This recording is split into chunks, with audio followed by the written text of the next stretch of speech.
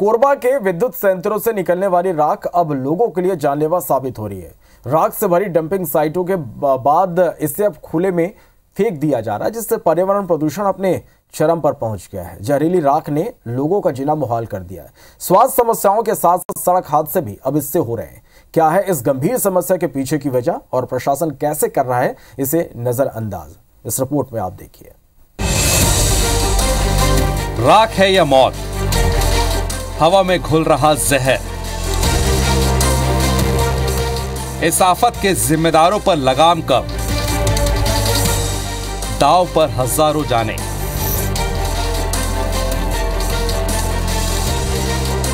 जी हां, राख में छोटे कण होते हैं जो सांस के जरिए फेफड़ों में जाते हैं और सांस से संबंधित अस्थमा जैसी घातक बीमारियों को फैलाते हैं।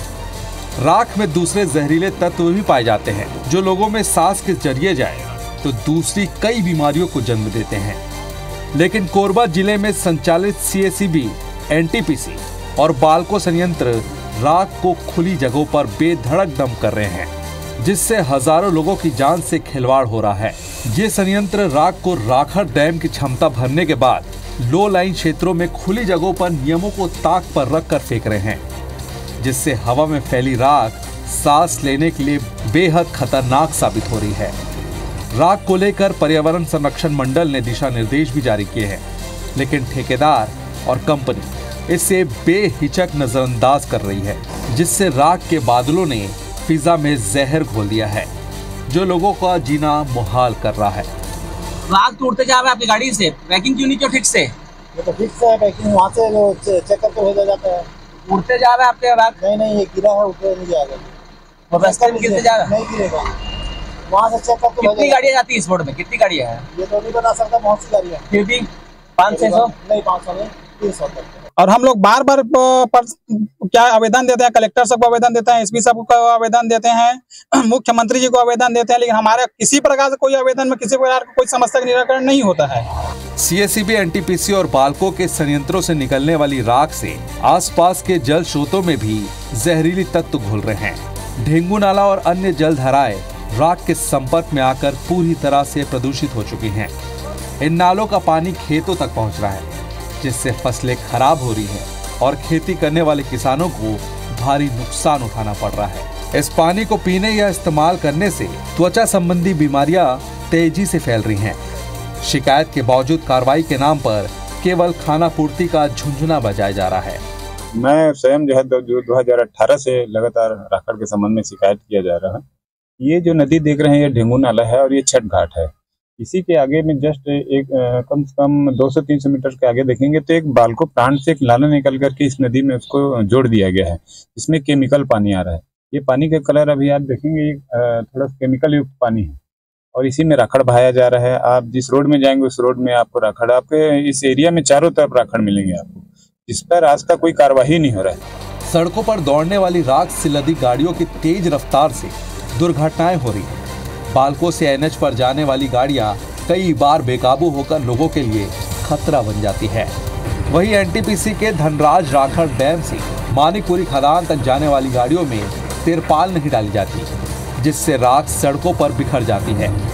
खुले में परिवहन की जाने वाली इस राख में 15% पानी मिलाना अनिवार्य है ताकि धूल न उड़े, लेकिन ठेकेदार बेहिचक और बेखौफ होकर सूखी राख का परिवहन कर रहे हैं, जिससे राख उखड़ उखड़ कर सड़क पर चलने वाले लोगों की आंखों में जलन और सांस लेने में तकलीफ पैदा कर रही है। इसके कारण आम लोगों का सड़क पर चलना मुश्किल हो चुका है। दिन और रात दोनों में बंद होना चाहिए गाड़ियाँ, क्योंकि ना यहाँ से गुजरते हैं, लेकिन आने का हम लोग को भरोसा नहीं रहता कि हम घर पहुँचेंगे कि नहीं पहुँचेंगे। और यहाँ जाने में आने जाने में हम लोग कोरबा जाते हैं और आते हैं, तो हम लोग अगर घर पहुंच जाते हैं तो ये समझते कि हमारी किस्मत है कि हम जिंदा घर पहुंच गए हैं। बहुत ज्यादा नुकसान होता है उससे, तो हमारा जो अनाज है वो ठीक से पैदावार भी नहीं हो पाता है।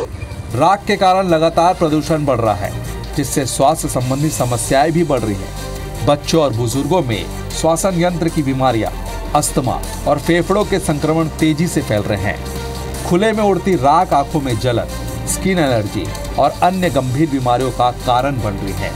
इस समस्या के कारण क्षेत्र में कैंसर जैसी गंभीर बीमारियों के मामलों में भी तेजी से इजाफा हुआ है। आपको ये भी बता दें कि कांग्रेस शासन के दौरान इस राख के परिवहन में ठेकेदारों की मनमानी अपने चरम पर थी। के श्रीवास्तव जैसे ठेकेदार जो खुद को पूर्व सीएम के करीबी बताते थे, उन्होंने नियमों को ताक पर रखकर पूरे शहर को राख से भर दिया था।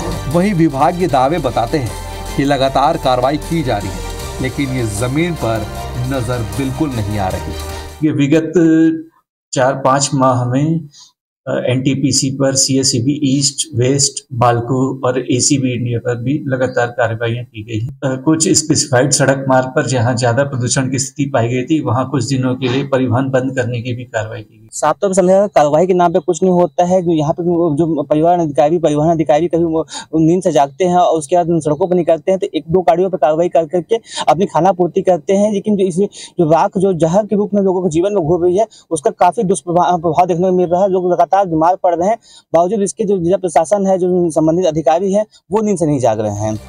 भले ही सरकार और पर्यावरण विभाग कार्रवाई कर रहे हैं, जुर्माना भी लगा रहे हैं, लेकिन लोगों को अभी तक इस जहरीले माहौल से राहत नहीं मिली है।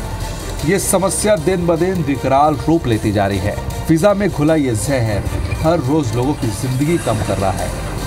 धीरज कुमार दुबे, IBC 24, कोरबा।